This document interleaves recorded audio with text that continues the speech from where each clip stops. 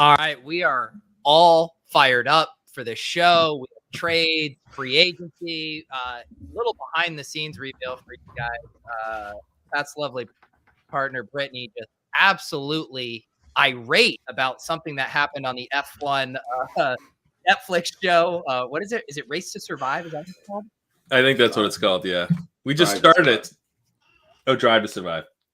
We just started. We're like on episode 3, and there's this mishap. It's not even like from the current season that they're following. You know, it's kind of like a Hard Knocks type of thing where they follow in real time. But it's actually a flashback to this guy, this driver who almost won Monaco, and he pulls into the pit stop. He's told to pull in by his team. When he gets there, they don't have the tires ready, and they literally cost him the win because they take 10 seconds to like find the tires and get them on this guy's car. And Brittany is just very heated about it. Outraged. Yeah, if you heard Brittany, I would have thought she's been tracking this team and this driver for her entire life, and it sounds like it's 3 episodes. I mean, how quick do they get the hooks in you on this show? It's good. It's quick. Yeah, she's the tires. The tire boys change the tires. What do you mean? She's a nurse. She's like, what if she at one point was like, what if we walked into the surgery and the surgeon just goes, the heart. I forgot the heart. Yes, very analogous. Pete, I do think this show might be the greatest cinematic achievement of all time. Like dramatic achievement. When did you start It's watching? very good. I have never seen it, but when it came to Omni Fantasy, I cannot tell you how many people were freaking out about how F1 would fit. And I was like, this is the most predictable sport ever. I always look at past results. Same dudes won it every year for like 20 years, like at least like 10 years. It was like the exact same standings the last like 2 or 3 years in a row. And people are like, no, it's going to be different this year. The cars are different for all these reasons, all this stuff. Somehow they took this not even very dramatic sport that only has like 5 people that could actually win. Like that's the unwritten rule, which I've learned after talking to some of these people. But they've made it seem dramatic to the point where people are like really invested in every team.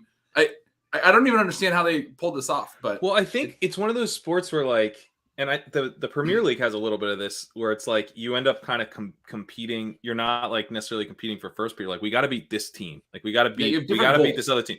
Yeah, this is our rival club or whatever. You got to beat them. And it's like, yeah, we finished 7th, but we finished ahead of those assholes. So it's a good year. Yes, F1 fever is taking over everyone. It dominated the timelines this weekend. Brian and I even got sucked into talking about it on Lulz. But we do need to introduce our guest, the alpha man himself, fresh off a trip to Nashville, downing very spicy food. Someone in the chat saying you look svelte. Leone, how are we doing, buddy? I didn't do my F1 prep for the show, so I'm feeling a little behind, a little outside myself. No, but you're getting back in the groove. You've been doing some dynasty, some NFL draft podcasts over there. Are you feeling refreshed and rejuvenated after a long season? I am. I took like last off season. I felt like I was so burnt out, but like I didn't really have a break, and I just kind of had to grind through it. This season I took like a 2-week vacation where I really just didn't do any work. So now I'm feeling good. I've got a bunch of projects I'm working on. This off season has been absolutely bonkers, which has been kind of crazy. And I had Pat on the Establish the Edge show today, talking to your 2 receivers, had Amico on talking the wide receiver prospects. I've got JJ on Friday talking running back prospects. So deep in the dynasty weeds and getting all our best ball rankings up. I haven't really done too many drafts myself, but like just trying to tweak the best ball rankings, I feel like it's been like way harder this year than at this point last year. And I don't know if it's that people are more interested, so I'm like more worried about them being really good, or if it's just like the craziness with the news. I feel like I've had to rush to my computer like 6-7 times this off season. I feel like it didn't happen at all last off season. I was just thinking before we're coming on, like the Hill thing, obviously we got to talk about, but like everyone keeps saying this is a crazy soft season. It's a crazy soft season. But like the thing that was just crystallizing in my head is we just saw the end of like dynasties. Like the Mahomes Hill era was an era and that ended. The Rodgers Adams era in Green Bay was an era. Russell Wilson has been the Seahawks quarterback for 10 years, and he is no longer their quarterback. Tom Brady obviously left New England a couple off seasons ago. That was the massive end of an era, the biggest one probably in NFL history. But like he retired and unretired, and it's like we thought that Tom Brady, no matter where he's playing, is an era. We You thought have- that was over. Now it's not. You even have Deshaun Watson, who is like sort of the afterthought at this point, but that's a really good Cleveland team. And now they have Deshaun Watson at quarterback, and that's going to be a whole new thing. It's a whole new segment of the NFL going Plus, forward. we might what get happens with the Cleveland. Fuller, You Fuller have- Watson era might reemerge. That might. You have the Bengals addressing offensive line. The betting markets did not. They treated them like basically a fraud conference champion right after the Super Bowl. They were not looking like a favorite to win Super Bowl next year. I think the way they address the offensive line and everything, like they're going to be good. The Chargers have done things, right? The Bills have come up. We have like a whole new NFL coming down the line from the last 5 or 10 years. I mean, it's even like the Colts getting Ryans like low key, like they're going to be pretty good. Yeah. Like they're not as talented as these other teams, but Taylor, our CEO at ETR, was talking about this, but it also feels like this could be the start of like, not, I don't think each offseason will be this crazy, but I think teams have always been like, we're just going to play the cards we're dealt like a little bit too much in the past. And now I think they're being a little bit more like proactive, a little bit more plus EV. Teams are willing to go all in. Other teams like the Chiefs are like not just going to sink with really bad contracts. Like they're going to trade Tyreek Hill instead of extending him. So I do think like teams are going to operate a little bit more aggressively in the trade markets moving forward. It was also funny. Go ahead. Oh, go ahead, Pat. I was just going to say it was funny that the kind of universally panned move was, the Christian Kirk and the Jag stuff at the top. Mhm. And then it feels like most of the subsequent moves, everyone's like, that makes sense. Oh, that seems like a win for both sides. Like everything. I guess the Adams Rodgers stuff was a little weird with just Rodgers re-upping without Adams, but for the most part, everything has felt very kind of win-winny, or at least you could logically tell yourself why that stuff was happening. Yeah, the Packers one's like a bad trade for the Packers in terms of like where they are right now, but like it's a good, like they won the trade, like, objectively to not, like, you're trading picks for the right to make the guy, well, I guess not anymore, but the highest paid wide receiver in the league at the time for like a week. I had a half-baked thought. Like we've grown up in this era of NFL parity. It's just been like kind of this endless NFL parity, which has been really fun. But I was kind of thinking like, the like analytical, like kind of analytical football slowly pushing its way, changing the sport a little bit year by year, basically, leaning into passing, leaning into how important quarterback play is. And that makes the game, I think, a lot more fun. Like it makes each individual game more fun, in my opinion. But I wonder if it's kind of tilting the balance of the sport a little bit, where like, if you have a Mahomes and you actually are using Mahomes correctly, then you're going to have such a bigger advantage on your opponents than like in the past. Like even teams who had like advantages weren't necessarily maximizing those advantages. And so that was like helping contribute to the parity, where now it's like the teams with the advantages actually know how to maximize them a little bit better. And so that's like potentially creating more of an uneven playing field. And then that uneven playing field combined with some changes in the front offices, I think incentivizes teams to go a little bit more in or all out than in years past, where you could basically be like, well, it's like flipping coins once you get to the season. So let's just keep flipping them. I know you're talking real life, but like I'm the talking real fantasy life, yeah. quarterback position is like that, right? Because teams are like the best quarterbacks are on the teams that are going to score the most points, and those teams generally pass more aggressively, and we start getting these more predictable gaps up top. I think we're drafting a Superflex Underdog team, which I'm pretty pumped about. But when I was working on those rankings, it was like super clear that, man, you get outside the top 15 or so, there's not a lot of guys that have the legs to like to really make a serious move. Like those top 10, 12 guys are pretty solidified. And it's I the think biggest gap in between the quarterback has never been this segmented, right? Yeah, I don't think so. I because in the past, right? I mean, like 5-10 years ago was like Rodgers or Russ Wilson would have a crazy efficient year and they'd be way up and then they'd regress to the mean. But now it's like Mahomes is absurdly efficient and he's the number one pass rate over expectation team. Like these guys who are good are in such good environments, boosting them up. It's not just an absurdly efficient season. It's like so many things in their favor. On the trade thing, and I tuned in to Gretch and Sean when they went live on that reaction, and Sean made a simple point, but it also made so much sense that, like, and Pat was referencing this when he says the Packers won the trade, but like those like dynasty trades where you're in the perpetual reload of like you almost sell the top of the asset and then backfill. And so all of us, the recency by, oh, you're getting rid of Devontae Adams, you're getting rid of Tyreek Hill. But like, I mean, if there's one franchise or two franchises with quarterbacks that could maybe get away with, you know, drafting really good talent with a bunch of dart throws behind it, it's probably an Aaron Rodgers and Patrick Mahomes team. I guess the question is, have the Chiefs proven that they have a track record? And people have mentioned a lot of sort of copycat stuff that is happening. The Rams are a big one that comes up. I think that element with these receivers has to go back to the Diggs trade and Justin Jefferson, right? Like that was the team that did it, where they took the exact first round pick they got from Diggs, the Vikings, and got Justin Jefferson. And everyone has kind of said that's been a win-win in these last couple of years since. There's obviously some shades of that where the Packers and Chiefs are going to try to do that this year, where they're going to try to get an impact rookie that can come in and be good. They're probably not going to get Justin Jefferson, but if they can get somebody who comes in and is good in year one on a way smaller contract, it's going to be exactly what you just said. Well, I think it makes a lot more sense for the Chiefs because you're getting, you know, you're going to have to pay. They were willing to pay Tyreek Hill the money. They basically got to a certain point where they're like, well, we're not paying more than this. They clearly reached an impasse.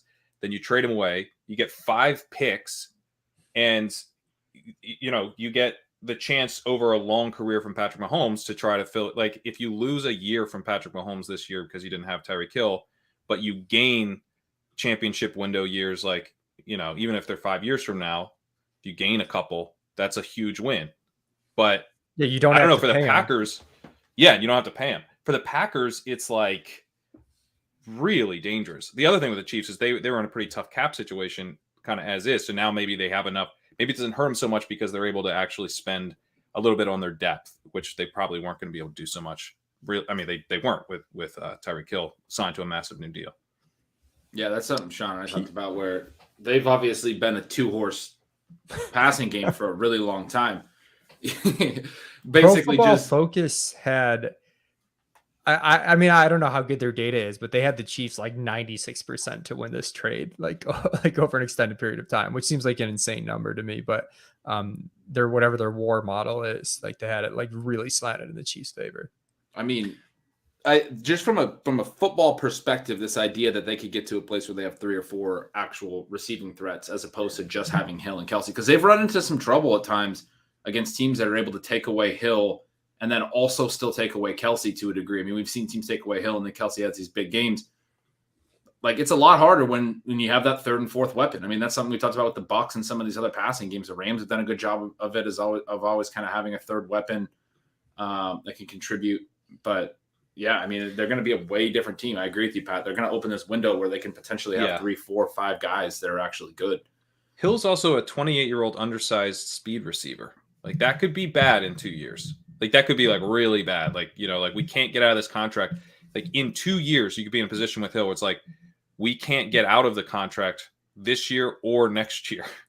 Right. I don't know what he basically signed a 3-year deal with the Dolphins, but who knows what the Chiefs had on the table. It's that type of thing where you're like, it's kind of kills our cap.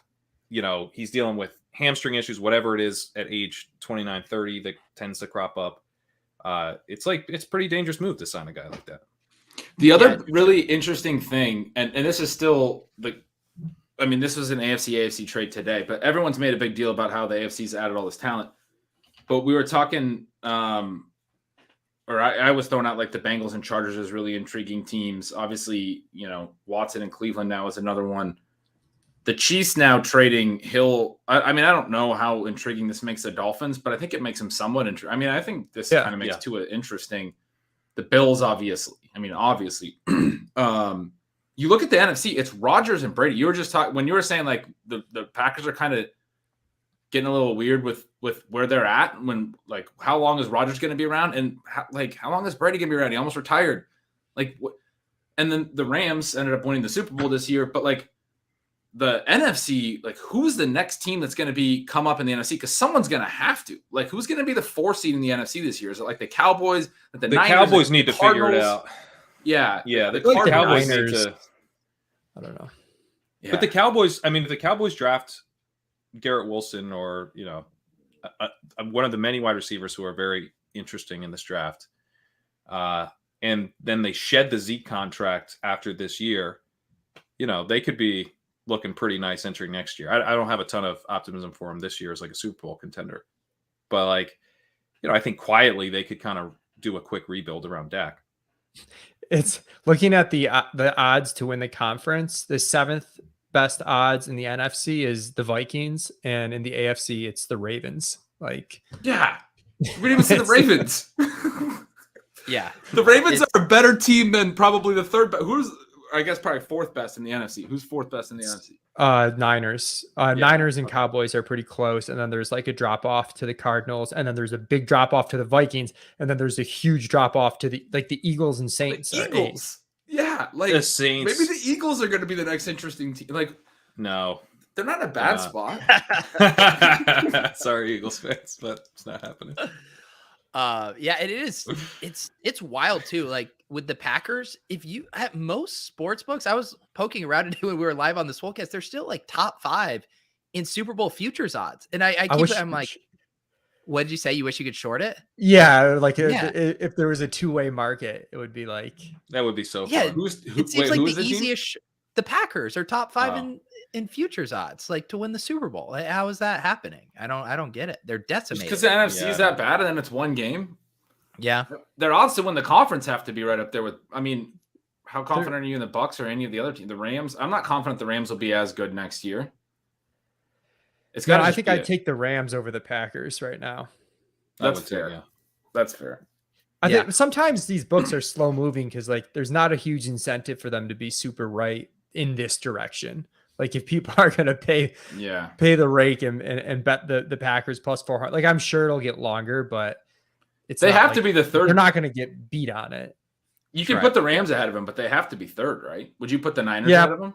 No, I think they're close to the Niners, but I think the Packers are probably third, but I think the Niners are somewhat close. Yeah. I don't know. I guess the Niners just depends how good their quarterback is. We'll see. Well, their quarterback, I believe, is named Jimmy Garoppolo. We're all very familiar with how he plays because they can't trade him. Baker Mayfield needs a home. Baker Mayfield does not have a team.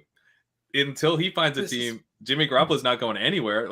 And there might not be any teams that need quarterbacks by the time Baker finds a team. If you told us that sentence a few weeks, like a month ago, that Baker can't find a team, that Jimmy Garoppolo can't find a team, that all these other quarterbacks would have shifted teams, and those are the ones that are left out, and Mariota's a starter again. And I mean, the only thing that made any sense to me this entire offseason was Washington completely blowing it by bringing in Carson Wentz. that made a lot of sense. And Jacksonville spending all their money and not getting anything out of it. Like they should have taken on Zeke's contract. I tweeted that like a week ago. Why weren't they trying to do something creative and trade for Zeke and get a pick out of it or something? Washington jumping the gun ahead of the most liquid quarterback market in the entire history of the league and be like, we got to get a quarterback. We got to get Carson Wentz right now or we'll never get one. And it's like, dude, just wait a minute. There's going to be more quarterbacks available than you. Than you'd ever. They paid more than the Colts turned around and paid to get the Colts. Matt Took one of the thirds that they got from Washington and gave it for Matt Ryan, and they upgraded. You'd rather have Matt Ryan. Saved money, right? Their cap went down because once his cap hits higher, they basically got Matt Ryan plus money. It's like a gift. Yeah, JW, I love the entire NFL in cahoots on turning their back on Jimmy G's fake Debo boosted EPA. I mean, if you would have told us or told me last July as I'm chasing Trey Lance's ADP into the 10th, 9th round that Jimmy Garoppolo was still going to be looking like the starting quarterback right now, I would have retired from fantasy football. Like, I don't want to play this game if this is what happens. Jesus. Is Trey Lance going to be Jordan Love behind Jimmy Garoppolo? Don't say that. Oh, jeez. He's got to be so much worse than Jordan Love to become Jordan Love behind Jimmy Garoppolo. Right. He's so much worse than Rodgers. Oh my God. I don't want to say Jimmy did this on purpose, but it does seem there was reporting on Monday that him getting shoulder surgery at the beginning of March played a direct effect in him not being traded to the Colts because the Colts were like, our new quarterback can't start throwing until July. That doesn't sound ideal. They've been through those problems before. Yeah. So, for Jimmy, that's good, right? Like, don't you want to stay in San Francisco for your last deal and then get a free agent contract? Like he hits free agency after the year. So if he is the starter again this year and then hits free agency, like that's potentially a massive win for him. He could get like a Kirk Cousins deal somewhere. Yeah, I mean his numbers aren't going to be any better anywhere else other than San Francisco. Like his efficiency numbers are going to be so good. But yeah, I mean the whole thing's kind of fucked because Trubisky, Mariota, and Drew Lock like have jobs right now. Like they shouldn't. So, and yeah, I mean it's just wild to think that you could get Baker or Jimmy right now because I think Jimmy's like fine-ish. I'm still holding out some Baker hope. I don't know. Baker's got to go. I have a little Baker hope. He was hurt last year. He had that awesome. And remember the win season. Games, Leone? All the win games. My goodness, the win games. He's got to go to Seattle, right? Because there's mutual disinterest with Carolina. So what? Jimmy G's got to land in Carolina. I mean, are those the only spots that? Because like Pittsburgh is probably going to take a rookie. They're getting heavily linked to Malik Willis, and they got Trubisky. Atlanta, it seems like they're going to go with Mariota. Is there anywhere else that would acquire either of Jimmy G or Baker? I think San Francisco is basically just going to wait and hope that, well, not hope, but if there's a injury to a major quarterback on a contending team and Jimmy's throwing again, I think that's probably how they see getting paid the most right now. Dude, yeah, I mean, is Carolina really not going to do anything? Like Baker to Carolina, I mean, that seems like it makes sense. Well, right? There's like a mutual disinterest was the report. Baker doesn't want to go to Carolina, and Carolina Baker has seen Matt Rule coach. Mutual disinterest. Mutual disinterest. I've never heard it. Such a good phrase. It was like when Gwyneth Paltrow had her divorce and she called it a conscious uncoupling. It's just so good. Mutual disinterest. Uncoupling? Yeah. So what is it? Amicable? Like divorce? Yeah. Is it like, why do we have to make up terms? It's the new age version of it. I did want to ask you guys. Oh, go ahead. I was gonna say if the Lions want a quarterback, they'll probably draft Willis, right? Like so. Well, they'd have to draft him number 2. It does seem though that because what was it? The 8th? Who's picking 8th? Because they now have an interest in a quarterback. It seems like the interesting quarterback keeps creeping up. Willis is going to go. Seattle's really 9, and a lot of people think that's a QB. I don't know who's 8. Someone had, I think it was Jeremiah, like did not have Willis in the first round or something, which was kind of crazy, but it's early. Atlanta's 8, Detroit's 2. Atlanta, that makes sense. I mean, Houston's 3. Like, I don't know. But don't do it. Yeah. Where do we want Willis to go? If like, who does he succeed with? There's been a lot of talk the Steelers really want him. I think he would succeed with the Steelers. I think that'd be a nice fit. Yeah, I hope they trade up. USAA is made. Yeah, they'd have to trade up. Like Sergeant Hayden, who won't return a call until they probably have to trade up ahead of the Texans at 13, right? Like if he's there at 13, they'll take him. Yeah, AFC just gets richer if he goes to Pittsburgh. I mean, the AFC is just insane. There's just so few teams that are like straight bad. I did want to circle back on the Dolphins fallout stuff because we had lots of conversations on here a few weeks back about Jalen Waddle. We were kind of comparing him, I believe, to CeeDee Lamb when we were talking about some of these wide receivers at the 2-3 turn. Like where is Waddle for you guys now? Is this a rising tide lifts all boats, or was it a volume play and now we have to dock him?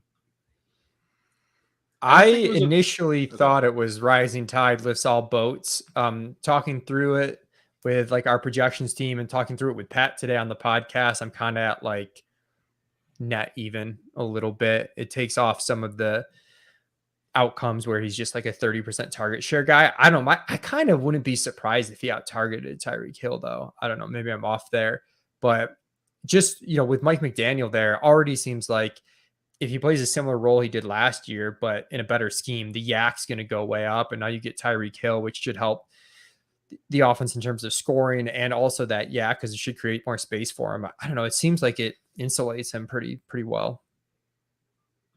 I do think that we're like a little bit overly optimistic when, the older wide receivers change teams, like, and then we get a little bit like overly pessimistic if it doesn't like immediately work out. Julio Jones last year, like, we were very excited about Julio Jones going to the Titans. His ADP was still very high. Was he like a 4th, 5th round pick? And well, there's some people in the community that continue to kind of push up the old ADPs. So, I don't know how much signal there is. I don't know who that could be.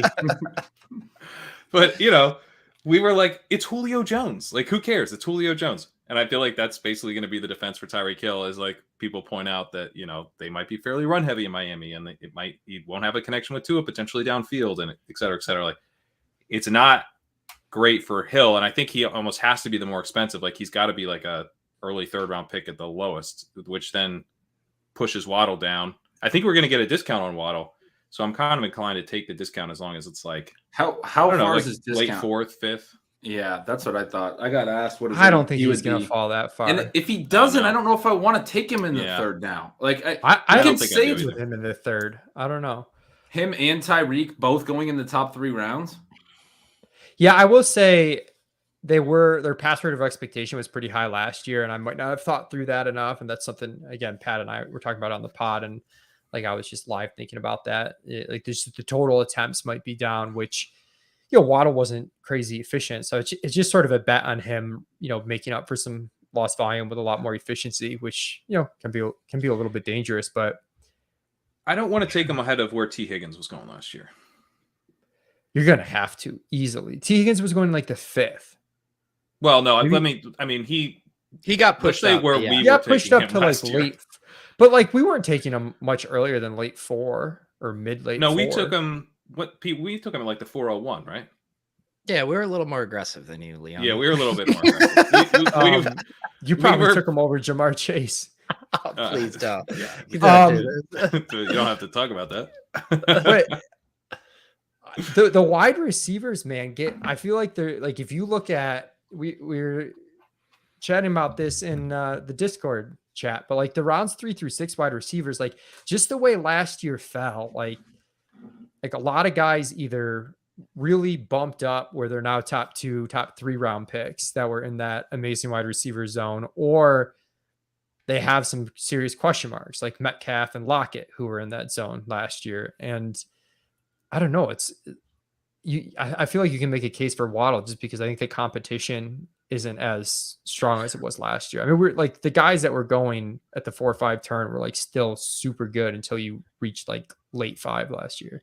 Well, isn't this one of those conversations too? And I feel like it always pops up, and I'm trying to think of a good example of it last year. Maybe it was the Steelers, I want to say, when they had the 3 wide receivers going early, and everyone's like, something has to give. Either Big Ben is way undervalued or these guys are overvalued. And like the same thing, maybe like with the Dolphins, where it's like, drafting both Tyreek Hill and Jalen Waddle in the 3rd, it doesn't necessarily have to mean Tua is a 5th round quarterback. It might just mean that one of those guys hits in a really big way again and becomes a 1st round value. And it's spreading your bets accordingly against both of those. I'm trying to free myself of that freeing of like, it has to perfectly reflect the QB ADP as well. That's totally smart and right, I think. I mean, we've talked in the past before about actually actively trying to target these teams where the sort of target log jam holds down ADPs. My concern is that it's not going to hold down the ADPs, that they're still going to be going near their potential ceilings when you look at what this offense actually is. I don't know if that's necessarily accurate, but that's the concern. Like if Hill's still going in, how far is Hill going to fall? Not out of like the 2nd, right? Like, is he going to fall? No, I'm more concerned about Hill than Waddle, but I might just. I want to take Waddle, but I agree. I would rather take Waddle, but I want to take Waddle in the 5th. Like Chris G's saying he's going in the 4th, 5th already. Like I would love to take Waddle in the 5th. I guess his ADP's 40. The Superflex he's going in for, like his Superflex ADP right now is 43. Like that's early 4 in Superflex. Like the dude's going. If you think I've got a Superflex pulled up here that drafted before this, and it went Mike Evans, AJ Brown, Jalen Waddle to start the 4th round. And then, but like 5th round here was good. Waddle's FFPC ADP is 25. Over what date span? Just so you're saying heading into 2 weeks. The last 2 weeks. It's 25. I mean, what was Hill? What was Hill, like 11? Hill was 11. Yeah. And so what? So like Waddle's not falling to the 5th round. Yeah. I mean, what? I'm guessing Tyreek. I don't think that's as clear as you're saying it is, but I think you might be right, but I don't think it's that clear. I think it's very possible he could fall to 5th round. I don't think it's going to fall. It is much harder to get excited about Waddle. It's like, what's the huge upside scenarios now? The thing is though, like his type of profile in a rook. I mean, like we're already all collectively, the industry falls in love with these second-year wide receivers who produce massively. And now you're even more excited about this offense being more efficient. Like, I think he doesn't get out of the third round ultimately. He shouldn't probably, but that's probably fair pricing as opposed to, like I was saying, I'd be happy to take him in the fifth. I do think once like projections hit in the summer and stuff, that there's risk that people are like, wait, I want to take a step back on Miami's offense. Like we're a few hours after the trade, but give it some time, give it a couple months. What's running fair? backs start to creep up. This is the team that people will let one of them slide. I don't know. It'll be interesting. Is 3-4 turn where I think that's where I'm at. Where like I don't like that, but I'll take him there. I'll kind of mix, but I won't take him there too. I'm not hammering him there. Yeah, I guess like I still feel like I'm taking him ahead of Elijah Moore. I think. Yep. See, I don't know. I think I'd rather have Deontay's more. kind of close. I think I'd rather have more. Really? Yeah. Yeah. So when you have that, I get it. I mean, it's very close. But there's I guess like there's a lot like you can make. There's going to be a lot of volatility, I think, in the wide receivers. I don't know. Maybe the market gets groupthink and there's not, but like you're going to be able to make cases for guys like as early as wide receiver 12 and as late as wide receiver 25, like the same guy, and like have like a pretty reasonable argument on both ends. But it is less enticing into the fifth at wide receiver as you start to. You're kind of looking at some of the other receivers there. I haven't actually done any kind of ranking or anything, but it's not as sexy. Right? I guess maybe it's better than I thought. I just felt like last year I was so confident in like, you know, the Rams guys, the Seahawks guys, both the Bengals guys. It just felt a little bit better to me. We still get DJ Moore in that range. So. We still get DJ Moore. I guess, and then like Brady coming back keeps like Evans and Godwin like pretty firmly in play. And Amari Cooper's now, I mean, he's in that range. That's a pretty solid pick tied to Watson. Yeah, Judy's like for sure. Never. So maybe it's not as bad as I thought. It's just, I don't know. The fourth, fifth feels good. I guess like the third round pick feels a little bit tougher. Yeah. What's also interesting about the Dolphins wide receivers now, and I was thinking of kind of ADP teammate comps from last year. I could see Waddle and Tyreek going in similar spots that CeeDee Lamb and Amari did, where Hill's hugging the 2-3 turn, maybe getting a little inched up, and then Waddle as the Amari floating in the mid to late third. Mm-hmm. Those guys were a very attractive stack.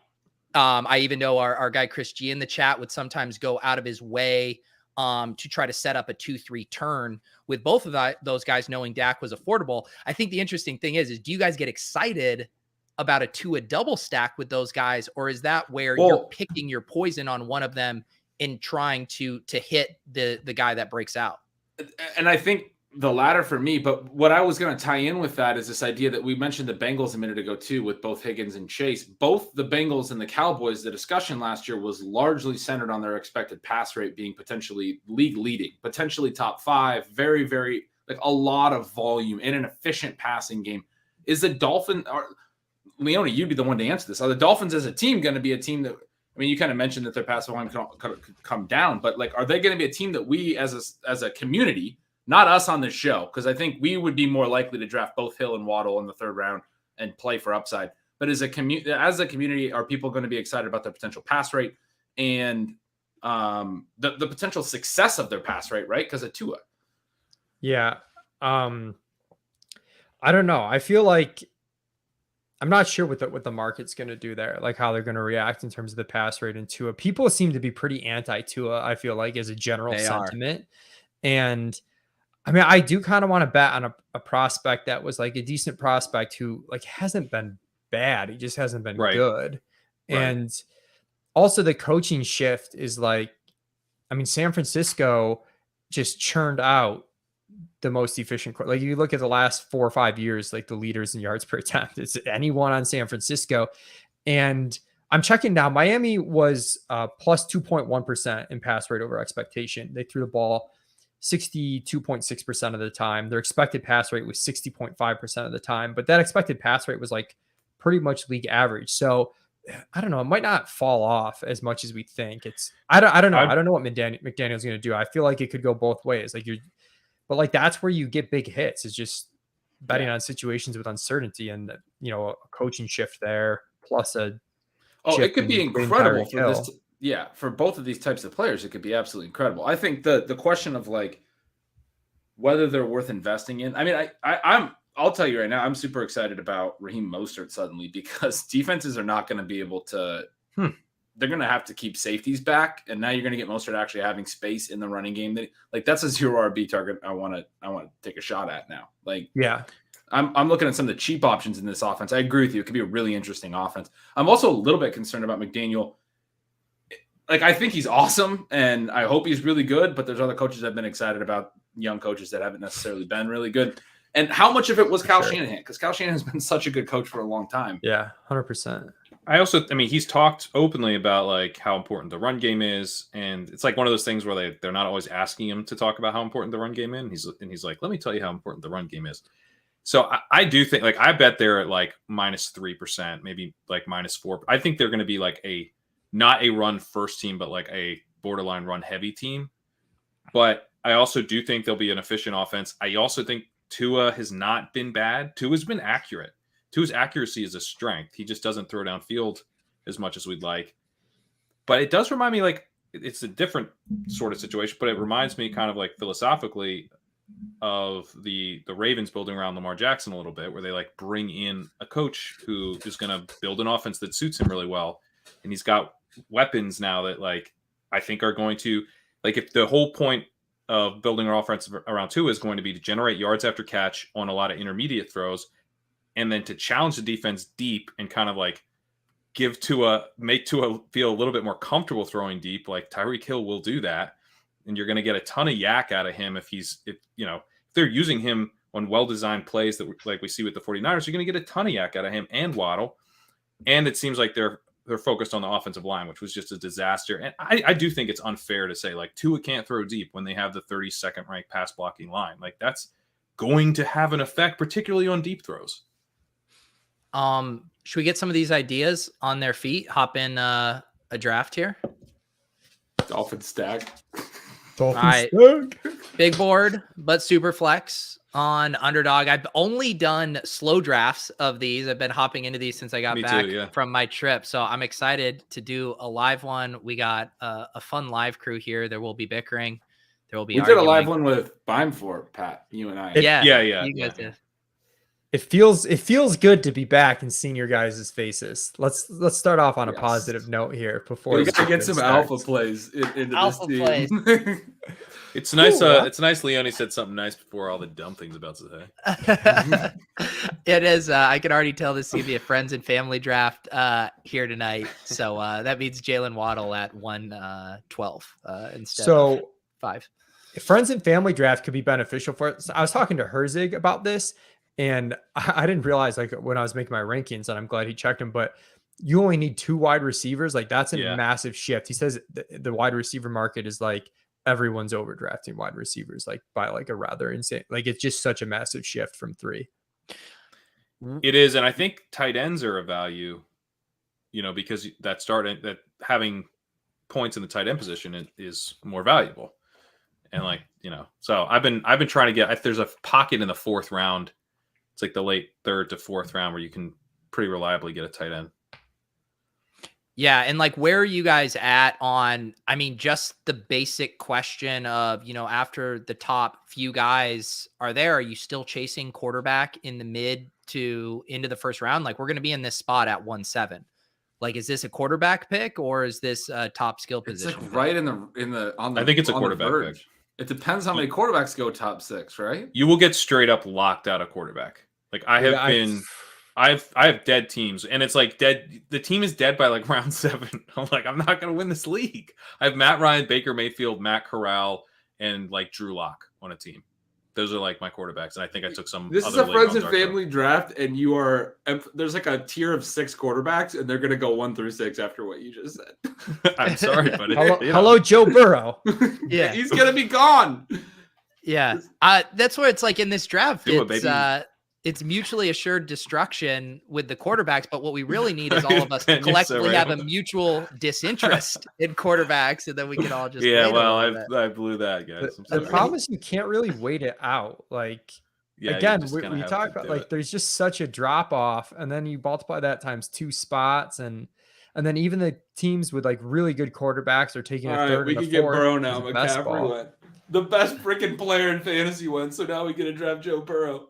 Oh, I have Burrow over Dak. No, I'm good You with have Burrow. Dak over Burrow. Let's see, Burrow.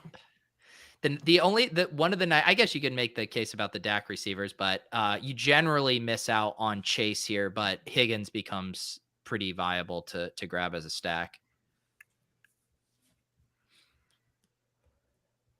I could see Dak having a good year. I feel like Dak was a little undervalued last year, and now he's kind of even more. Do you know which more down. quarterback's the best value right now? And I'm not Ryan. even kidding. Why are you laughing so hard? It's Brady.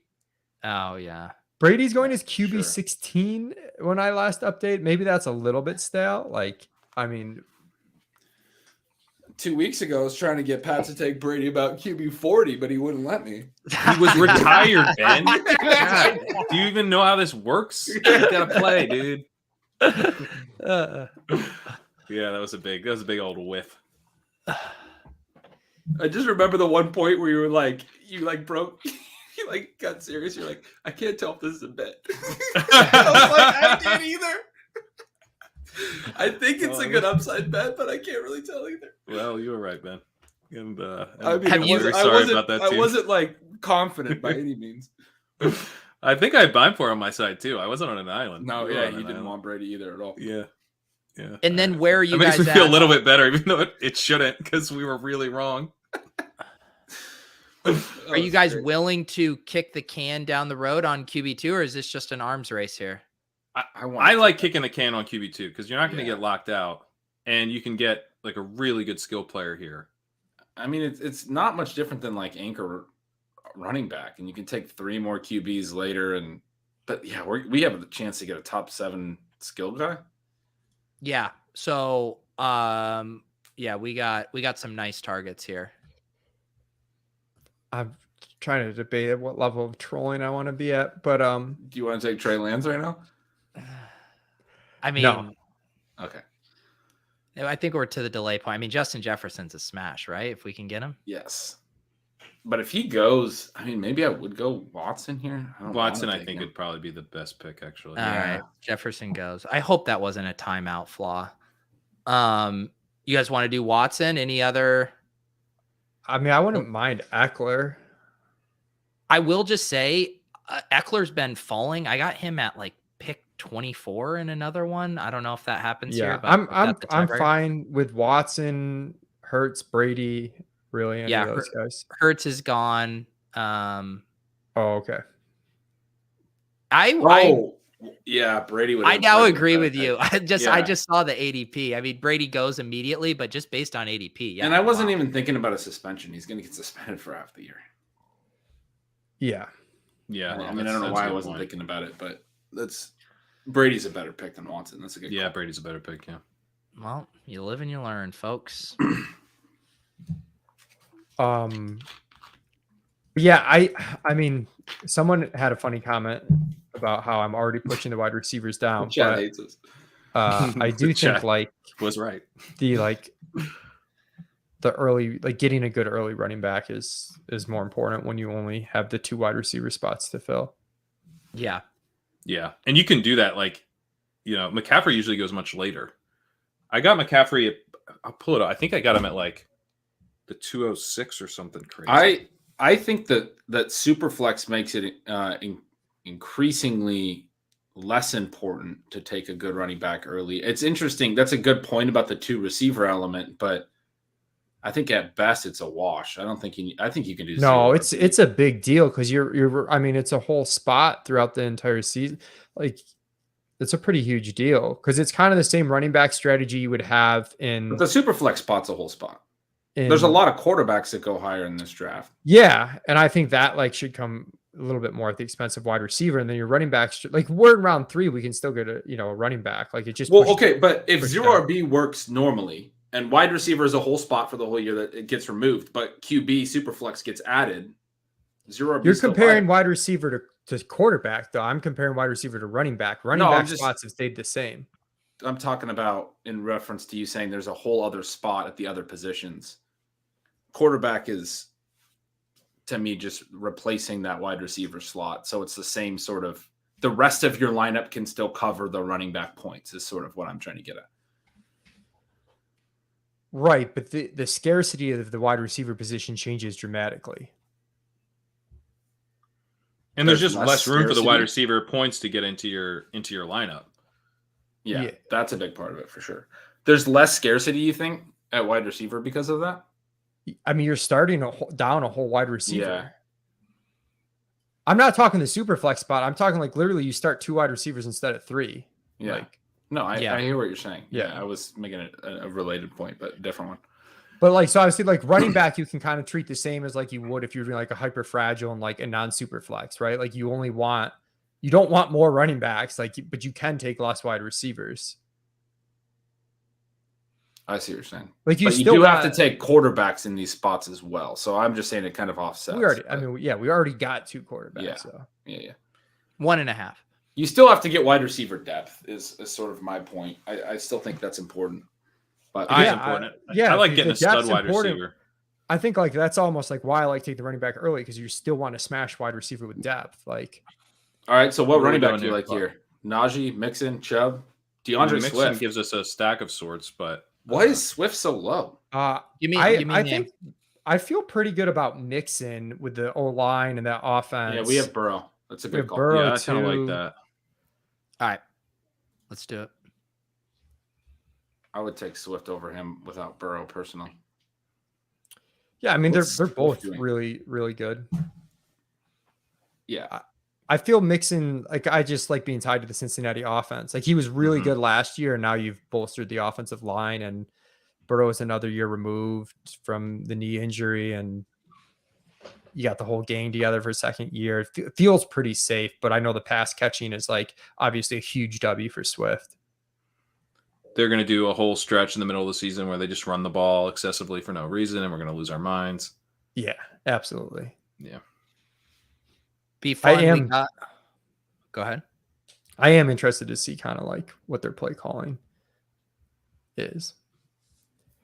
But Chris G and Flaw are 2 and Billy Joe. We have multiple teams who have not taken a quarterback yet, and then lots of teams who have taken 2 quarterbacks. So interesting dichotomy there.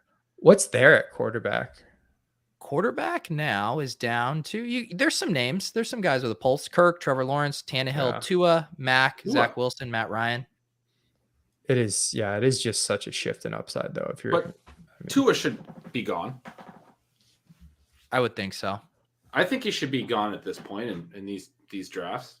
Now that they have Tyreek Hill. Yeah, but it's not like they trickle, right? It's just like once the tier break hit, people have not taken another quarterback. So I think once the Band-Aid comes off of this next tier, he'll probably be the guy who goes first. It'd be pretty nice. I feel like he should be closer to, or at least in between.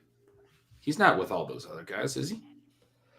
I don't know. I agree. I with think those other guys, but near the top of the list. But Flaw could have a pretty sick team here if he gets Tua to Tyreek stack, JT, Justin Jefferson start. That's pretty nice. That's pretty nice. That's interesting, Leone, because you said you guys have Hill and Waddle pretty high. Is that based on your somewhat pretty heavily based on your projections right now, your rankings? So it comes out that way. Like the thing Pete was talking about with like the quarterback not lining up with the wide receiver ADP. I mean, some of that's just such junk because like Pittsburgh last year was like the guys were going to get a ton of receptions, right? Like you had nothing. And this year, like if you get 2 guys that pretty highly concentrated in the offense and quarterback, we don't expect to run that much. Like, I don't know. We don't have Waddle and Hill as like first 2 round picks, but we have them like both like pretty solidly like. But I'm just saying when the math of your team projection comes out with them that high it's what you just described. It's the Pittsburgh situation. Yeah, a little bit less, but yeah. Like I mean, we had Ben nowhere last year, but we have Tua as like the best of this group, but like not in the other group, not like way above. I'm pretty sure Flaw is auto drafting now. Do you guys want to push in on the Bengals with T? I think Higgins makes a lot of sense. Yeah, I mean, I would go with this stack here. Yeah.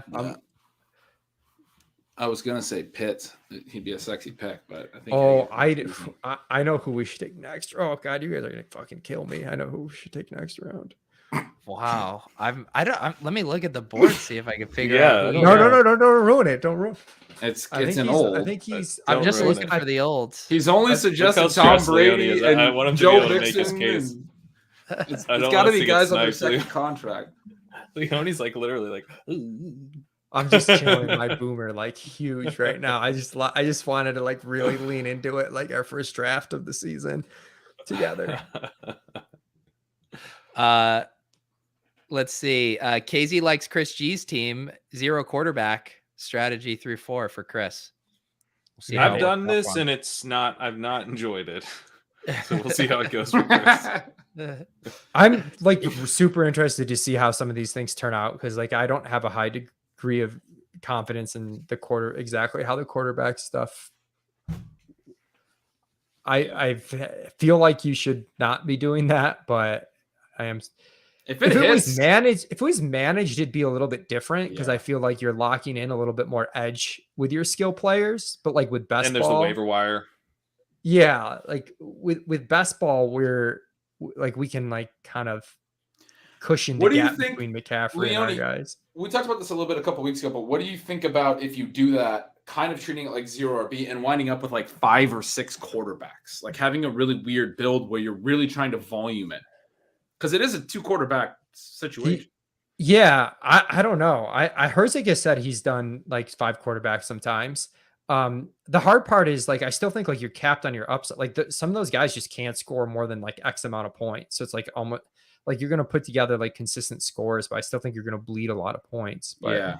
I think And you have to hit rookies in that 5. You have to have, some type of upside or even backups that you think have upside if an injury happens or something.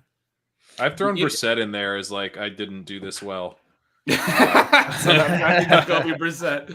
I mean, like if you got last year's Taylor Heineke in one of these drafts in the last round, and then Fitzpatrick gets hurt in the first round, and you have Heineke in the first week. I mean, obviously that not easy to predict, but so here's if we want to talk about this. I've never admitted this to anybody, but about a week ago, it did occur to me.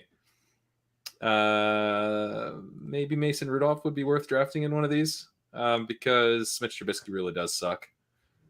God, I hate spending spots on guys that can be zeros. Yeah, so, they probably are, but they're not in prime position. Hey, we're on the clock. Actually, I think there might be some running backs better, but I was like Fournette's ADP is like way too low, and it's like not adjusted yet. Like it's just I would probably take Fournette over these guys, to be honest. If there was ever a room to wait on Fournette, it's this one. We have 5 seconds. Wrong. Are you guys Saquon or Breece Hall?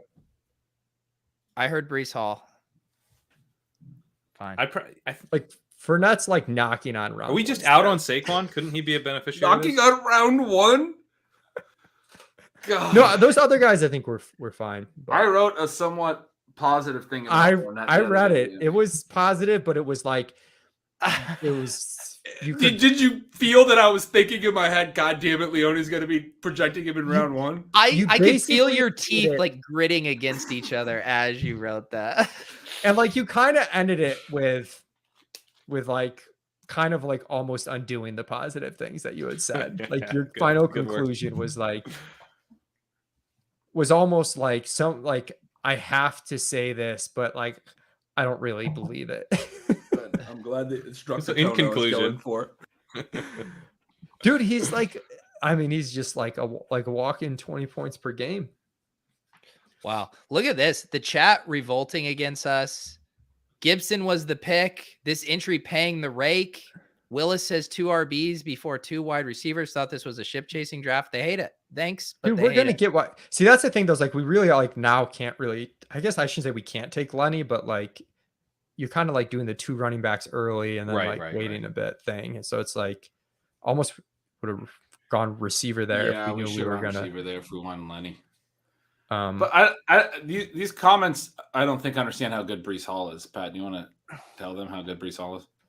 Breece Hall is a really good prospect. I mean, no one really thought he was all that fast, but he was a college workhorse.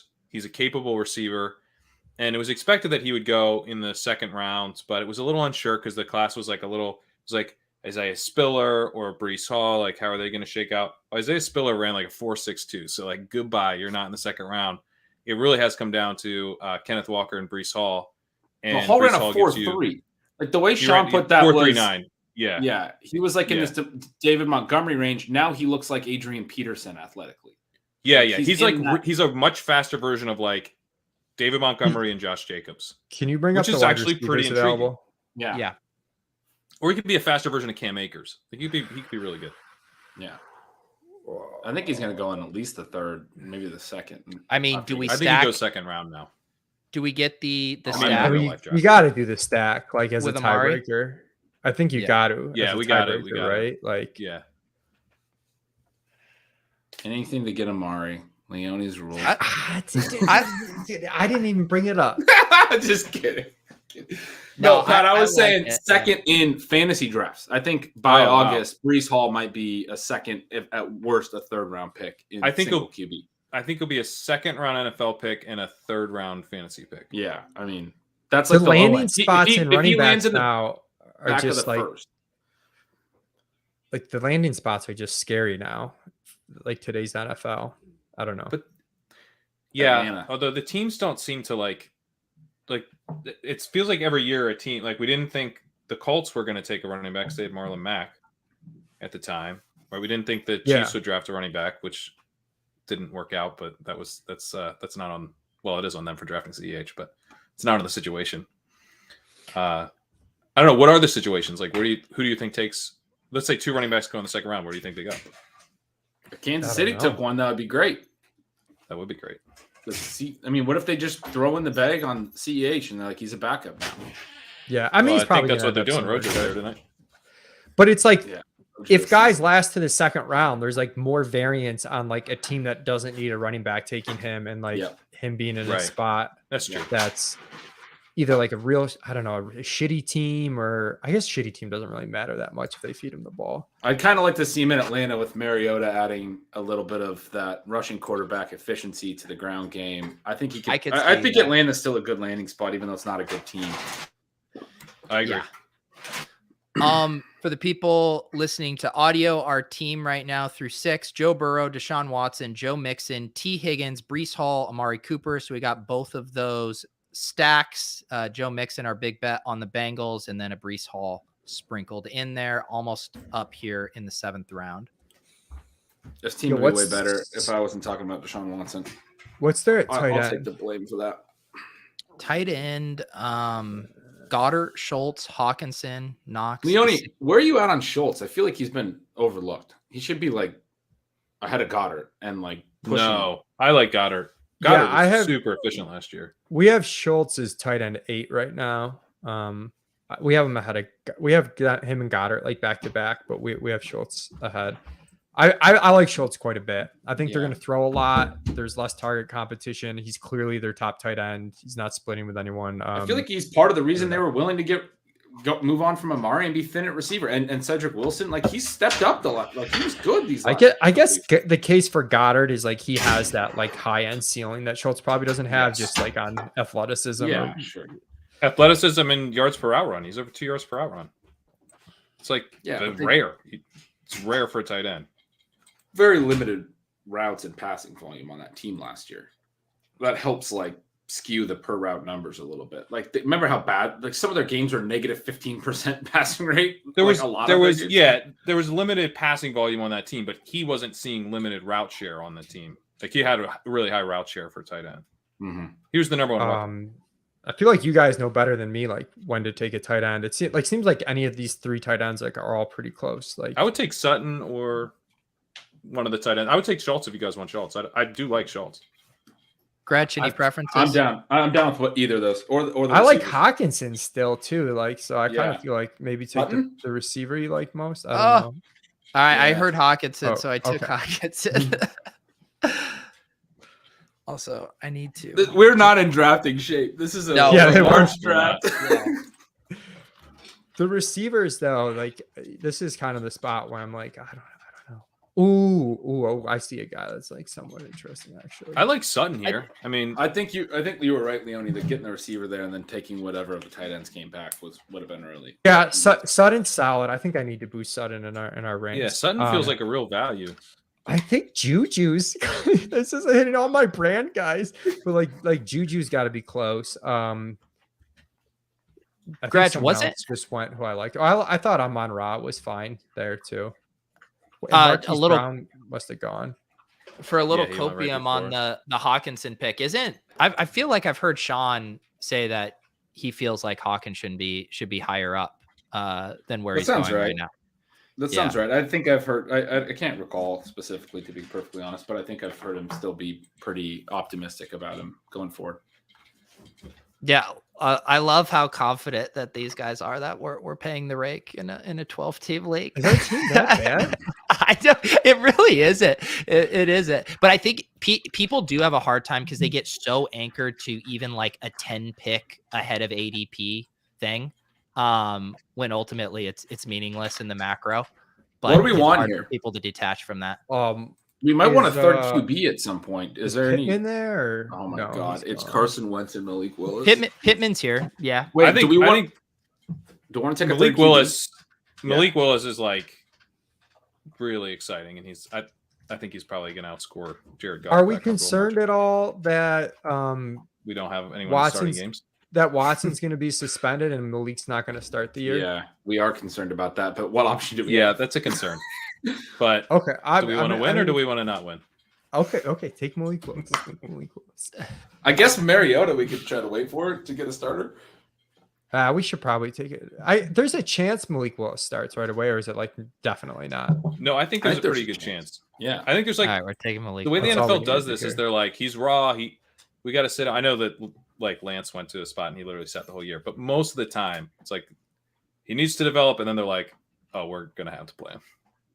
Yeah, especially if it's like Seattle and they never do anything else with Drew Lock. Like Willis will start day one. Yeah, right. Are they really going to start Drew Lock? Or like, how many games is Mariota going to be able to hold him off? 2 seasons. Mariota's awesome. Till his extension. I'll give him 2 quarters. Dude, I'm excited about Mariota starting again. I'm going to get in on that. I can tell. There's been a lot of Mariota comments. I asked Kitchen today to set the line or the odds on how many games Mariota starts this year, and he said 15. So there's some bullishness on Mariota. I'm not on Kitchen's level. Oh my God. I just like that people are not paying attention to him apparently where he's going this late, but yeah. But we can take someone shitty late, right? Like, I mean, yeah. Like there's Baker, Jameis, Goff. I mean, we can just take someone who's just going to play. So are you guys pretty firmly in 4 QBs is optimal in this format? We need 4 QBs. Well, we need 4 because we took 2 guys who aren't going to play. If this was Brady, would you want to push it to 3? I would still like 4 personally. I would still take 4, but I'd push the 4th. I think kind of just defer that Herzig told me he usually takes 4 and he's probably back in the day before it was shorter drafts, the data when there was like MFL 10s at RotoViz and stuff, when they were always writing that stuff, and I used to edit the best ball stuff, the data would show that 3 QBs did provide an advantage over 2. We've seen over the last few years it's not true, and Leone, you've done great work on that, especially because you need a lot of receivers. I think some of that's because you don't have enough rounds. But like getting that extra week or that other extra quarterback every given week when their scores can fluctuate based on sort of just team success, I think it adds up over the course of the season. I also think there's some of the quarterback separation playing into that, where like the teams that are drafting 3 don't have one of the high end quarterbacks, and it's like actually an edge now. So it's like it's a weird spot. Where in Superflex though, where like you're multiplying the risk of a quarterback getting hurt or missing games or down week like by 2 spots, it's like I don't know, forcing and how much? What's our total roster size here? 20.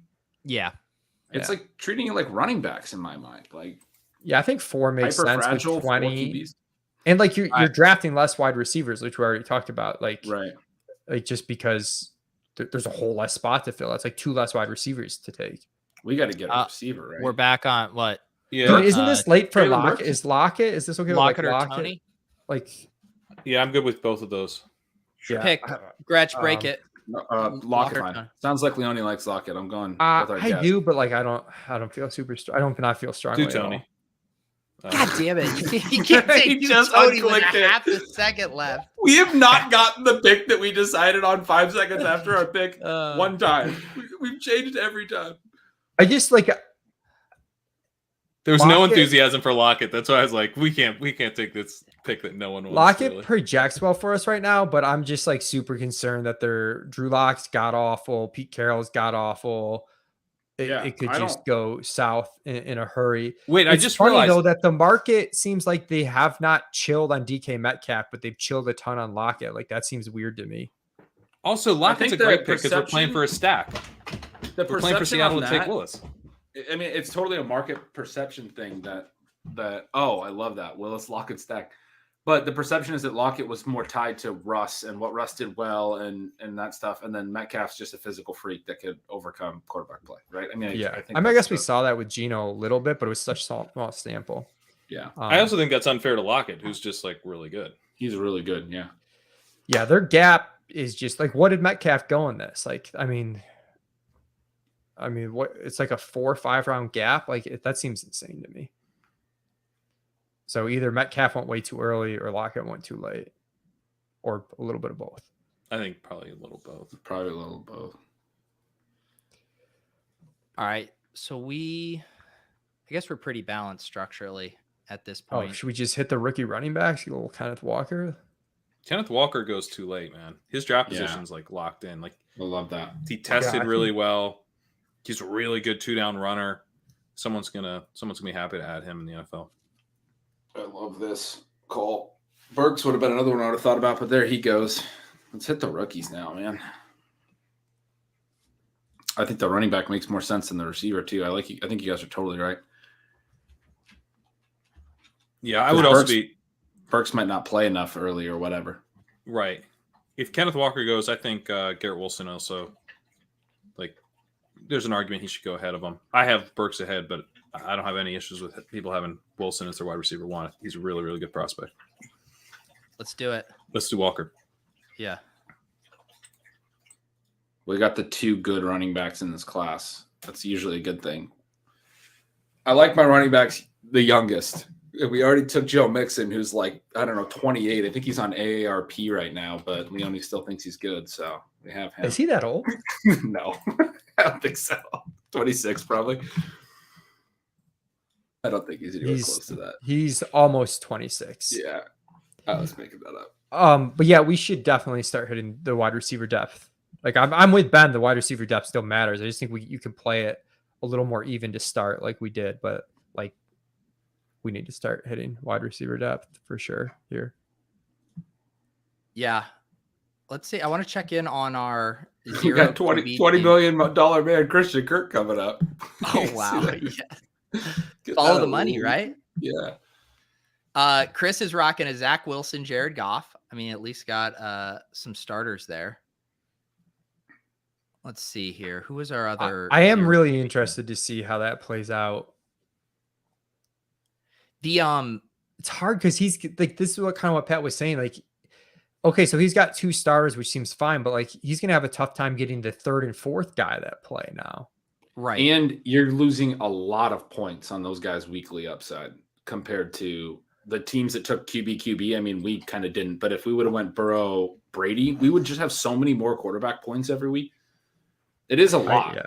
I do think if you're doing, and he's riskier than us. Like he's more fragile if one of his quarterbacks gets hurt than we are. right. Yeah. I think if you're doing this at maybe like not. high volume, it might make sense to just like always take one of Pickett, Corral, or Howell, because like those guys, the way the draft sets up is like, my guess is that 1 to 2 of those guys goes in the 2nd round and like potentially as a career backup, but like 1 to 2 of them will go in the 1st round and potentially as a starter this year. And if you just kind of like mix up and then the problem is Ritter's also kind of in that mix. So you probably need to sprinkle him in, but like, what do you think about Boyd to just keep hammering the Cincy stack? I like Boyd at his price. What about the Will Fuller Cleveland double stack? Well, I was going to bring that up. Yeah, too. Will Fuller. I think we could have sat on him, but let's just do it. I'm not. He getting might land in sniped on Will KC Fuller. too and just be an objectively way better pick than this. I think That's my Boyd hope. was like good too there though. Yeah, Boyd's just Will a good Fuller's just value. more fun. Let's just pretend Watson's not getting suspended and this team looks pretty good. But if you were to make someone who's a masochist, I should look up the players we have drafted the most over the years. Obviously, Laviska is going to be up there high, but I think Will Fuller might even rival Viska for the player we've drafted the most on stream. Well, I mean, Ronald Jones has obviously been drafted many times as well. But I actually think Fuller. We tapered off of that. It's got to be someone that might is be the biggest. I think Pete's right. It's got to be one of these low key guys like Fuller that we all just instantly agree on and just click and move on. Whereas Rojo, there's some disagreement. There's like Rojo's like my guy. Like Fuller isn't anyone's guy. He's just like a guy we all like. Yeah, and he's I think always it's priced Fuller. well enough to He's just be always like, "Yep, cheap. we're gonna click Fuller. We're gonna do it again." Well, that's one of those things that happens over a multitude of drafts. Is like even if we're just like a round and a half higher than the market on him, like when you do a shit ton of drafts, you're just gonna end up with him over and over and over again. I think Fuller might be accurate. I think that might be the correct answer. Yeah, I think it probably is. That's who I would bet. Who was tracking our we gotta send somebody off to watch all of our drafts in history. It's just the fucking eyes open. Stubner was keeping it right. What year did you do the most drafts? That probably plays a pretty big. I mean, last year did the most drafts for sure, and we took a lot of Fuller. Yeah, but I do think it's just like every year the context for Fuller was something we talked ourselves into. All right, we are going to be up again. Oh no, we're just about to be up. Flaw's gonna time out. I'm pretty sure they've been auto drafting, so I assume Kenny Pickett's off the board, and then we'll be up. I would love Jacoby Myers here. That'd be my lean. I'm fine with Jacoby. I'm fine with Galladay. Oh, I don't know. I think these receivers like all seem okay. So if someone has, I think New England could throw a little more. Jacoby like has some legitimate targets per out run, like alpha type upside. I'm good with Jacoby. Yeah, I like it. Good. He's been really good since he's been in the league. So yeah, that's usually a good thing. I'm still like having a visceral reaction to Kendrick Bourne scoring 2 touchdowns in that bullshit game and not being good for our FFPC playoff challenge when we took Jacoby. Oh, please don't utter the words FFPC playoff challenge. We still need to heal. We need at least 6 months more of healing. There's always next year, fellas. That's always next year. I cannot wait for next year. I do love it, though. I'm still very much in next year. Got about 8 more months, 9 months. I'm very much in, but I can wait. That week took a lot of time and emotional investment out of us. The first literally the day, what was it through 2.5 games? We like it felt like we had the nuts too. Yeah, just like screenshotting your Millie Maker winnings, 1 quarter into the main slate. Yeah, that was a good idea. The game where it all went to hell was that San Francisco win over Dallas. It was just it all turned. It just turned on us. Which is how it happened last year, right? The Pittsburgh game. Yeah. You get the one game that goes away from kind of every heavy exposure you have. Ooh. We had like 3 players that we had substantial exposure to score their season low. CeeDee Lamb, Najee, Zach Ertz.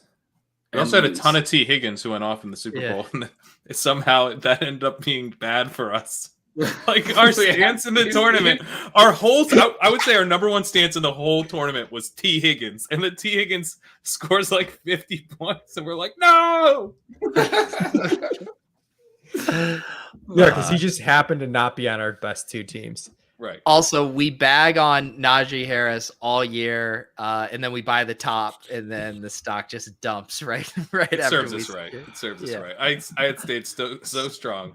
There were so many coin flips and like positions. We had to take positions that just. I mean, that's going to happen. We knew that. Running we back talked about was what we thought. We had like 1%. So bad. What's that? running back was so bad, which we kind of knew going in. We did. played a ton of like only 2 running back teams too, but it's like you still had to take someone than fucking Singletary. Not that it ended up really mattering, but Landry. Yeah, you wanted 0 Singletary. I think we ended up with 2 lineups, and then he was like, I don't know how much you guys push the double stacks and triple stacks, but Njoku could be in play. What about Landry? Is that same idea? We think he's back. I need There's a name. potential that he might end up back there. taking Njoku. Landry's gone, isn't he? what's there at tight end? Oh, I guess it doesn't matter. We're not a well-oiled machine right now. Yeah, I mean, I guess we could have done I've a got little Irv New England. really high relative to the Irv's market. a good pick there. What's give us the bull case on Irv? I just think, I mean, he's going as like T20 right now. Wasn't he like a top? I mean, I just am basically drafting him where he was going before he got hurt, Last which is year. way Yeah. ahead of ADP. And Conklin's gone It's now. not Yeah, Conklin's gone. Yeah, I think he's a good pick. it's a small target tree. It's a pretty efficient passing game, and he's like supposed to have like a little bit of individual upside. Thielen's a year older, more injury concerns because he got banged up again. I mean, I think he should be going almost higher than last year. I mean, obviously he got hurt and didn't play much, but Yeah, I also think that Irv, it's like a lot of projection with him. He never really did it. It's basically that he's like really young. He's drafted highly, and there's opportunity. If you give him basically what Conklin's role was the end of the season, like he's pretty clearly a top 15 tight end. Yeah. Like Conklin was. Yeah. We were playing Conklin in DFS. Yeah, no, I like Irv. I would be like, if Irv started like skyrocketing maybe ADP, I would be out, but yeah, I like him where he is. JW has a random question for us. Take on the Philly backfield. He says he has a ton of Gainwell so far and totally whiffing on Sanders at this point. Should I be balancing out? ADPs are just so far apart. I love that. I could actually see one of the running backs going here, right? Like them adding Breece Hall or Kenneth Walker, I think would make sense. We know they want to run the ball a lot. Yeah. I think I don't have a strong take. I think Sanders is going late enough that if you're drafting a lot of teams, it seems like you might want to sprinkle, but Leone, is this where you make a case for Julio Jones? nah. Why not? I'm still in on Julio. Where are you hoping he lands? Actually, I guess Not this the is like Titans, an okay spot for Julio. which was not a good fit for him. What is there at QB? We still wanted a 4th QB, right? Is there a QB we might want to know? We could get Lock. the Lockett stack. Lock is a very good pick here, I think. Yeah, I like Locke. Yeah. I like it too. All right, let's do it, and then we can be done. Yeah, I think Locke makes a ton of sense. We need a guy who's starting for sure. It's a stack. That actually was like probably a pretty big leverage pick for him to last to us. You think Right as you we don't planned think- it. Just you guys don't just think to really Seattle do that. will try to find someone else or draft a QB? Or Well, if is they it draft, just they might draft Willis, and then we get the lock to That we Willis. pick. I guess I don't really know. There's still so much uncertainty. It's kind of crazy. I don't really know. It feels like somewhat safe. I guess safe's the wrong word, but like I think it's greater than 50% that Locke's starting the year. Locke like really sucks though. He's Like, so he's like bad. a really bad quarterback who, like, I would, if Locke, let's say they don't bring in any competition, I would bet that Geno Smith is starting by the end of the year. I mean, Locke like really sucks. He's really bad. Yeah, I don't even know if I would put it at 50%. He starts week 1, and I think to that point, there's probably, even in the scenarios where he does, there's probably a really solid chance that he doesn't make it to like mid-season because he's just so bad. Well, because We like not need only those is first he, 6 games. But he's still a good bet with this yeah, roster. he's a great bet for us, especially assuming that like Watson's suspension is the beginning of the season, which it should be. So the beginning of the season games are the most important for this team. But like Locke, he's terrible. He's just an awful quarterback. But it's also he's awful in the ways that are going to piss Pete Carroll off. Yeah. If you're trying to do the defense and run the ball and play conservative, the last quarterback almost in the entire league that you want is Drew Lock. Carroll's gonna have no patience for some of that. He's gonna hate him. He's gonna hate Drew Lock. I'm glad we talked ourselves into this pick. Pat had talked me into Julio, but he went. Yeah, let's see here. Oh, we got our guy, I believe Welshire is in the chat here, ripping off wide receivers Woods, Olave, Galladay, Davis, Julio. Oh man, Sky went. Yeah, we Sky got went rugged before on us. Sky. I had That's a an bummer. error when I did like the very first set of Underdog draft ranks where Sky Moore was like 40th overall, and then I auto drafted him in like the 5th round. It's pretty good value, to be honest. Yeah, you're joining us in pushing his ADP up as far as possible. Dude, once he goes to the Chiefs at the end of the first round, it's wheels up for Sky Moore. Yeah, we had that tweet today. I mean, the Chiefs have to invest in a wide receiver, right? Like that's a Yes. given at this point. They can't even like field the team right now. They definitely need one. Not a Cornell Powell fan. But I mean, that could be where Julio ends up. Yeah. Julio. I mean, man, talk about that team.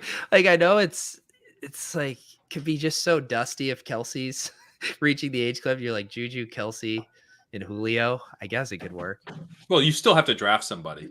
But Like, you yeah, get like if you got Julio 1-year deal like super cheap, I don't know. What's It's a our build right no-brainer. now?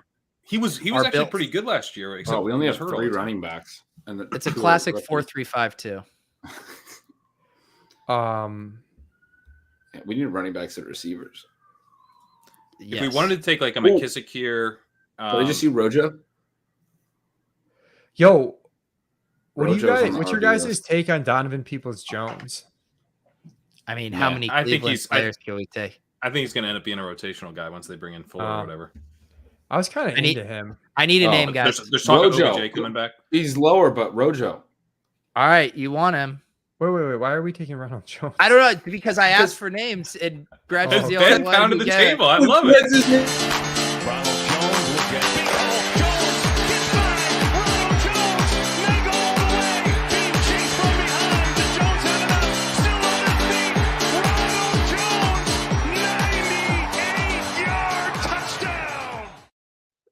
New Chiefs starting running back, Ronald Jones. I mean, The Chiefs Let's starting hope. running back still available, and Jerick McKinnon. Like, I thought the rumor is that they're going to let him walk. yeah, he's not under I've been contract. told he was at Mahomes' bachelor party, so I don't know. Yes, but Davis and I looked Everyone this up. was at it. It wasn't the Everyone bachelor. was Yeah, at it was the wedding, and everyone was there. No, Even but I then was I heard he was technically at the there. bachelor party. Additionally, that's what I think Davis told me, Oh, Okay. or okay, maybe he it was did a deeper Amico. dive. Yeah, but Amico's been saying the wedding thing because that's what we looked up. Oh, okay. Oh, you want to? If I want to stay like super on brand, like we could totally draft Jamison Crowder in this team. David Bell. Yeah, someone was asking about Jamison Crowder earlier. He should probably be going before Isaiah Yeah, McKenzie. he should Yeah. be gone before Isaiah McKenzie. No question. Hayden and Josh have been talking about this because Isaiah McKenzie, their promotion for Underdog, Isaiah McKenzie is going to make less than the Best Ball 3 Mania winner this Oh, year. wow. So that's their rule. You can't draft a player who's going to make less than the tournament you're in if you win it. I was stunned that he didn't get more money. Yeah. Especially because I feel that type of player too with, I mean, I know he's not Debo, but just that short, quick Swiss Army knife skill set is so in vogue right now. I thought someone would be willing to pay up And for people that just more. pay kick returners. Yeah. Yeah. All right. Are we getting a wide receiver? Let's get Crowder. Ooh. KJ Hamler's sitting there too, though. Patch Yes. Okay. We can I take- like Palmer too. I like that. Hamler or I Palmer? like Hamler. I like Hamler more than Palmer. All right. Let's do Hamler. Hamler's pretty fun with Russ. You know he's going to have a few of those big Yeah, weeks. that's a good call. Wow. Casey trying to push you to take Perriman here. Really going to play the hits. Where is he coming in the Come initial on. ETR Come on. best ball ranks? Come on, man.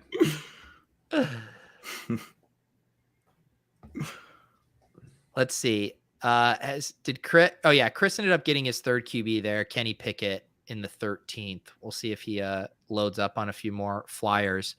James Washington here, now that he's on Dallas.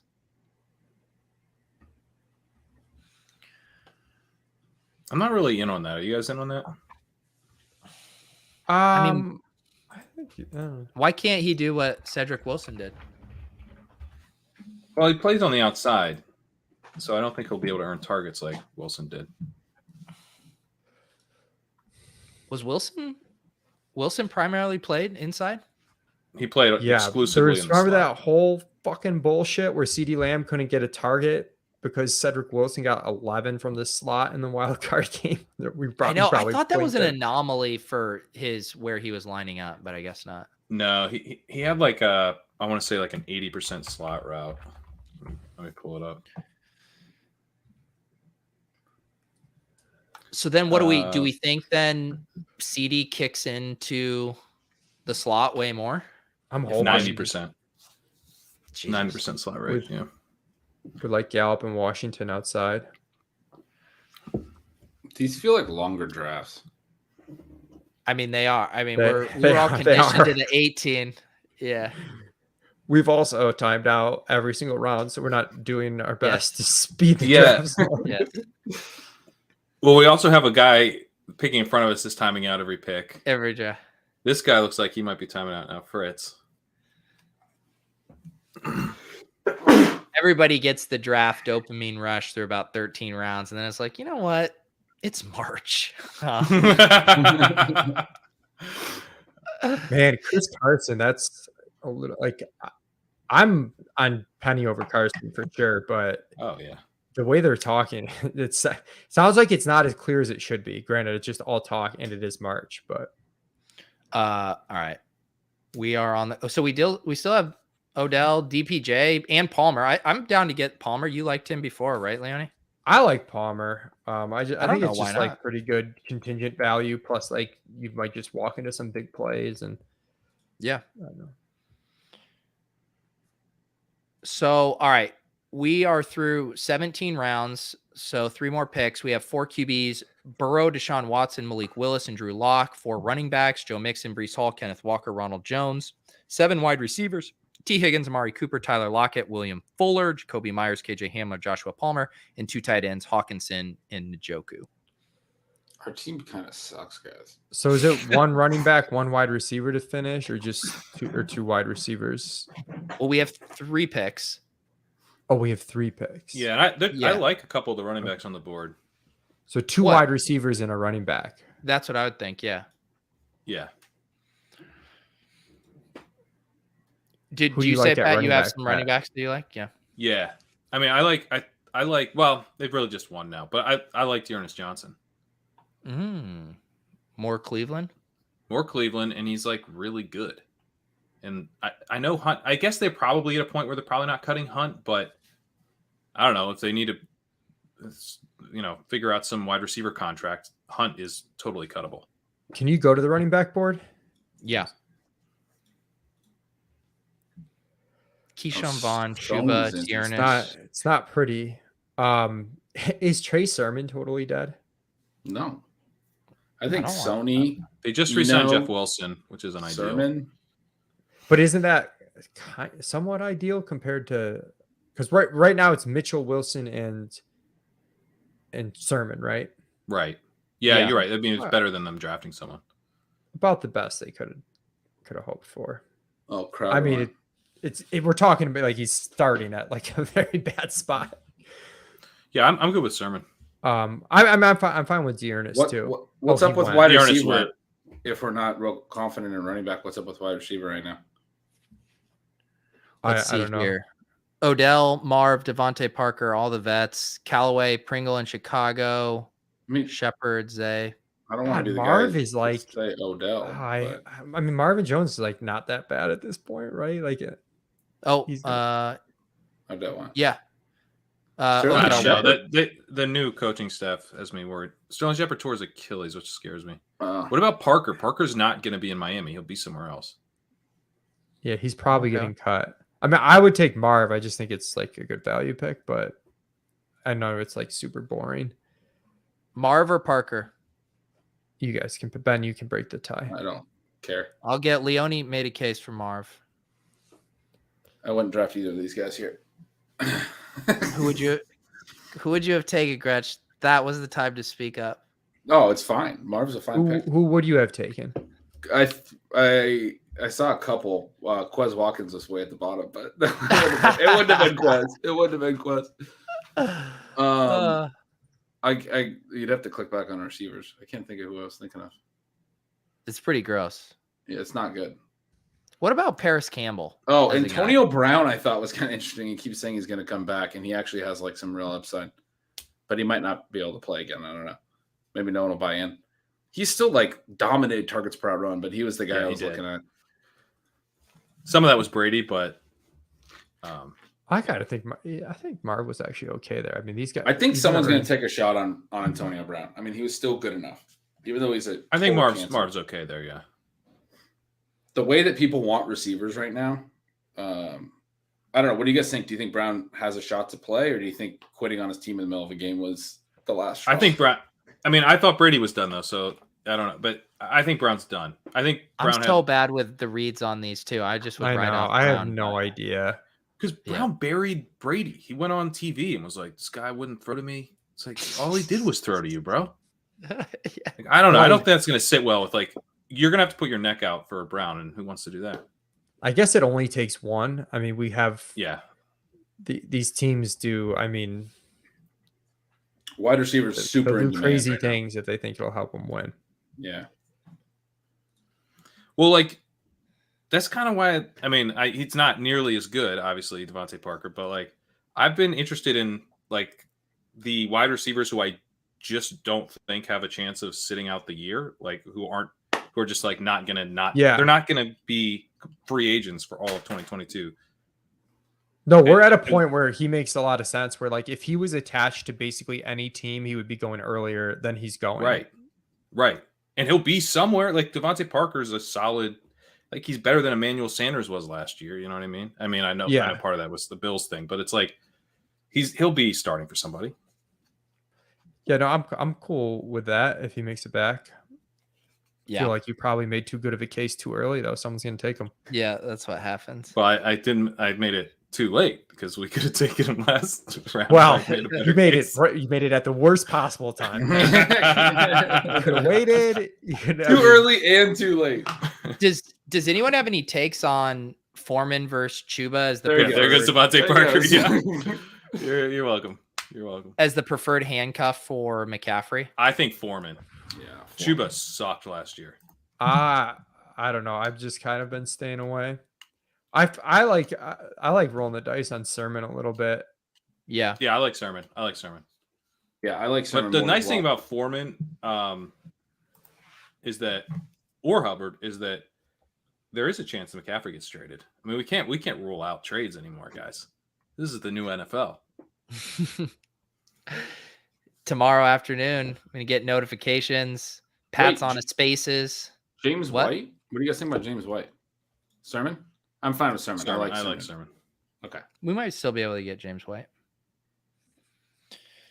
James White is an interesting one, though, like because he missed the whole year. I mean, people were drafting him as like kind of a somewhat important piece last year. And don't you think like when they bring in Fournette, even though it seems so unlikely that was going to work out, but if you're trying to glean information from it, obviously they don't really need help between the trenches. I mean, Damian and Ramondre are good interior rushers. Do you think it speaks to how them wanting to get more of a pass catching presence in that backfield, or is there nothing to read into? Their use of Brandon Bolden all year should have spoken to that. Like they didn't have an answer for not having James White last year. Yeah, Bolden had like a double-digit target share for a stretch, which like James White could have like a 14% target share, in which case he's just an utter steal. It's harder on our construction because we have like really high upside backs, but like if you were like more of like a single, like a hero RB or zero RB approach, it makes sense. He would totally fit. Yeah, we probably want another receiver, right? Bolden also had like really strong yards per route run last year, which is probably not related to Bolden so much. It's just that they throw to their running backs when they run routes. Right. I think we want a receiver. I don't know who though. I'm not even gonna fake pretend Cape for AJ Green. I mean, I would say Paris Campbell's a little interesting to me, but I'm also fine with the Antonio Brown dart throw. I'm done writing off these guys who I thought were dead. Deontay Harris is the other one that's on that list. That like, Are there any rookies that like could? Jalen Tolbert is kind of interesting as a deep threat. I feel like very productive. Amico was saying like if Justin Ross somehow had like good draft capital, or he won't though. I don't. He bombed his pro day, although he's recovering from an injury. Maybe teams will give him credit. Darius Slayton is a guy I've been taking. Justin Darius Ross Slayton's a starter for a Dayball team. Ross, yeah, definitely. Slayton seems okay. I like the rookie flyer angle, as a historical anomaly says here. Ross, I've said this stat like 5 times this offseason, so sorry if you've heard me say this, but I have. As a true freshman, led Clemson in receiving yardage over T. Higgins, Hunter Renfrow, Travis Etienne, and Amari Rodgers were all on that team, and he led their team in receiving yardage. I've heard enough. Freshman. I just drafted him. That's all I needed to hear. A bunch of injuries since, but like that was Pat's elite not impressed. upside. That's the reason to be in on Ross. I've wavered on Ross. Like I've had him like very high in my rankings. I bumped him down. It just comes down to what the NFL is going to say on him, because if he's a 5th round pick, he has such a difficult path. Yeah. And after his pro day, I think he might be a 5th round pick. I mean, he had like a 4.6 340 at a terrible, like he just bombed it. And he's recovering from a foot injury. So that doesn't necessarily mean he's unathletic. In fact, when healthy, he must be athletic to be able to do what he did. But I don't know what NFL team, because it's not just the foot injury. He also has this like spine. He had like spine surgery, which he missed an entire year of school for. It's not like it's a super checkered injury resume. Plus, you have to be like, and we're not sure what the athleticism is. So he just feels like a day 3 pick to me for those reasons. He probably is. He's probably a nothing, but again, but the upside's there for sure. He outproduced an older T. Higgins. He was also super efficient in yards per route run that year as well. Like he was awesome as a freshman. Like a type of guy that we're like, that's going in the first round of the NFL draft, and that we are pounding the table for in rookie drafts. Like that's how he looked as a freshman. Look at you naming the team right away.